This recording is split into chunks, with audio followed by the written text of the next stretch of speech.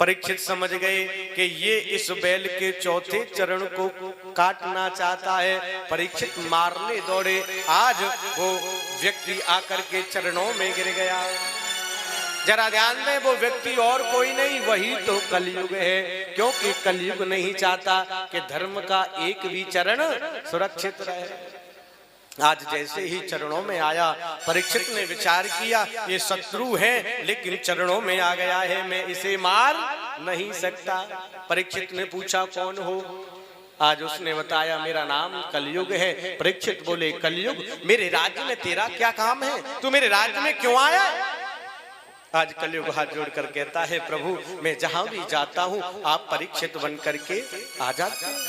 आप ही बताइए कि मैं कहां जाऊं, आप ही अपने राज्य में कोई स्थान दे दीजिए। आज परीक्षित ने 4 स्थान दे दिए। अरे जहां धूत पीड़ा होती हो वो तेरा वास है, जहां सुरापान किया जाता हो वहां तेरा वास है, जहां जुआ खेला जाता हो वहां तेरा वास है, और जहां पराय स्त्री गमन की जाती हो वहां पर तेरा वास है। कलयुग ने विचार किया ये चारों स्थान अच्छे नहीं है। हाथ जोड़कर बोला महाराज कोई अच्छा स्थान दे दो। परीक्षित के मुख से निकल गया कलयुग तेरा स्वर्ण में वास है, तेरा सोने में वास है। इधर में सोन का दृश्यों ने हाथ जोड़कर कहा प्रभु हमने तो सुना है कि सोने में भगवान का वास है, जहां राम तहां काम नहीं और जहां काम वहां राम नहीं। अब एक म्यान में 2 तलवार नहीं आ सकती। जहां भगवान है वहां कलयुग कैसे आएगा? क्योंकि भगवान को भी हिरण्य गर्भ कहा गया है। सूत जी कहते हैं ऋषियों धन 2 प्रकार का होता है। कितने प्रकार का? एक धन वो होता है जो हमने ईमानदारी से कमाया हुआ है? उसमें भगवान का वास होता है। जो किसी को लूट करके किसी दूसरे का धन हर पड़ करके, भाई का धन हर पड़ के और किसी का धन हमने चोरी से ले लिया है, छल से ले लिया, कपट से ले लिया, बेईमानी से ले लिया, वो जो धन होता है ना उसमें ही कलयुग का वास होता है। आपने देखा होगा ना कोई व्यक्ति 1 लाख रुपए महीने कमाता है फिर भी पूर्ति नहीं होती, और कोई व्यक्ति 10,000 महीना कमाता है बेचारा उसी से अपना काम चलाता है। क्यों कि जो मेहनत का परिश्रम का धन है जिसमें भगवान का वास है ना वो छोटे से धन में भी काम चल जाता है। और जहां करोड़ों की संपत्ति हो तो वहां तो खर्चे ही साहब इतने होते हैं कि ये बीमारी हो गई, कभी हार्ट अटैक आ गया, कभी शुगर हो गई है, कभी बीपी बढ़ गया, कभी डॉक्टर आ गया, कभी चोरी हो गई है।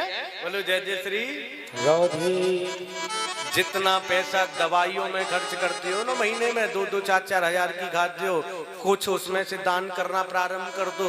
एक दिन ऐसा आएगा कि रोग भी समाप्त और शरीर भी स्वस्थ। बोलो जय जय श्री राधे।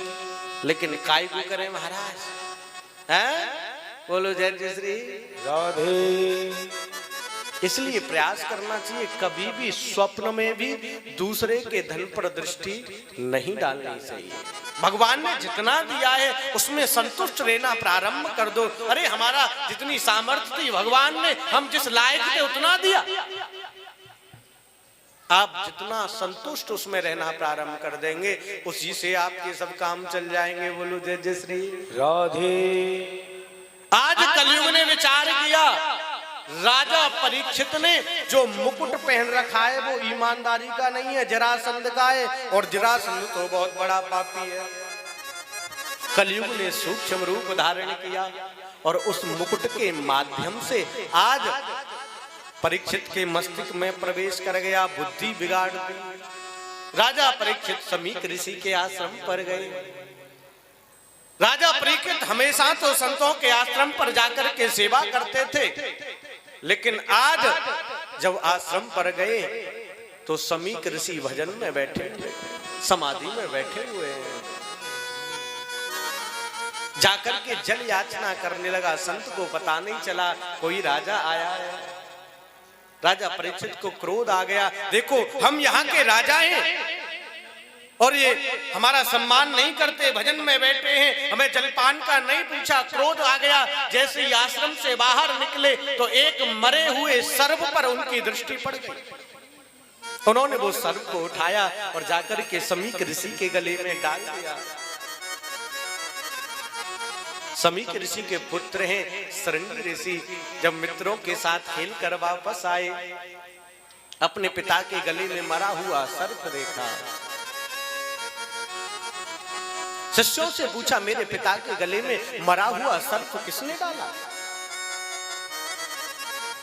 शिष्यों ने बताया, राजा परीक्षित आए थे, उन्होंने जल याचना की, आपके पिताजी समाधि में थे, क्रोध आया, सर्प को डाल गए। श्रृंगी ऋषि को क्रोध आया, कमंडल से जल लिया और श्राप में श्राप देता हूं,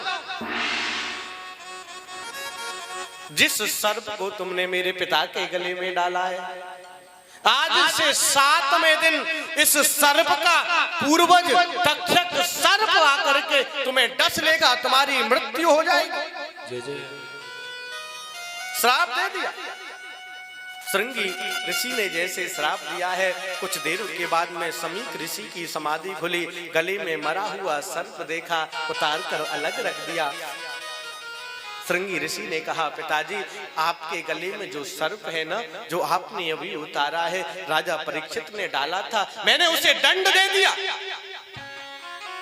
समीक ऋषि ने कहा, पुत्र, अरे एक राजा ने मेरे गले में सर्प डाल दिया तो क्या हो गया? अरे वो यहाँ के राजा हैं, वो हमारे यहाँ आए थे और हमारा फर्ज था कि एक राजा हमारे यहाँ आया है तो उसकी सेवा करना हमारा धर्म है। क्योंकि प्यारे, हमारे भारतवर्ष में अतिथि देवो भव, अतिथि को भगवान का स्वरूप माना गया है। शास्त्र कहता है, जो आए हुए अतिथि का सम्मान नहीं करता, भगवान उससे कभी प्रसन्न नहीं होते। इसलिए प्रयास करें, यदि कोई अतिथि आया है तो प्रयास करें हमारे कारण से कोई उसे कष्ट न हो, हैं? जितनी सेवा हो सके उसकी सेवा करनी चाहिए। आज सभी ऋषि कहते हैं वो यहाँ के राजा थे, हमने जलपान नहीं पूछा, मरा हुआ सर्प डाल दिया तो क्या हुआ? श्रृंगी ऋषि कहते, नहीं पिताजी, आज के बाद में ऐसा काम नहीं करेगा, मैंने श्राप दे दिया, आज से 7वें दिन उसकी मृत्यु हो जाएगी। समीक ऋषि को बड़ा कष्ट हुआ, पुत्र तूने ये क्या कर दिया? पर समीक ऋषि जानते हैं, मुख से निकला हुआ वचन कभी वापस नहीं होता। अपने एक शिष्य को बुलाया और कहा, जाकर के राजा परीक्षित से कह दो कि उन्हें 7 दिन में मरना है, 7 दिन बाद उनकी मृत्यु हो जाएगी, अपनी मुक्ति का उपाय ढूंढ ले।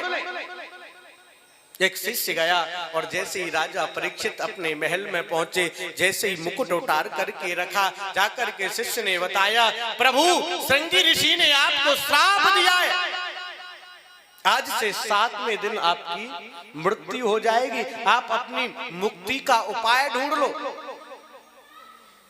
राजा परीक्षित ने कहा, श्रृंगी ऋषि ने मेरे साथ ठीक नहीं किया।